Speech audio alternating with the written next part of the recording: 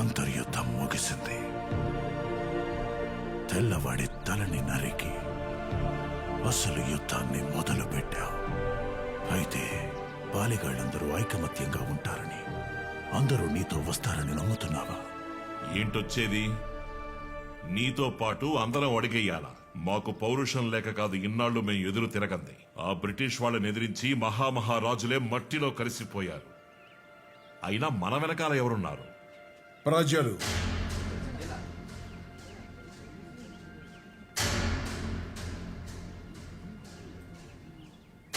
ప్రజలై యుద్ధం చేస్తారు.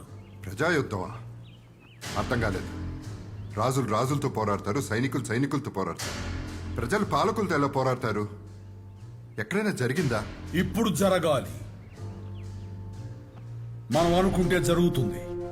అధికారం లేకపోయినా ప్రజలు ఇంకా మనల్నే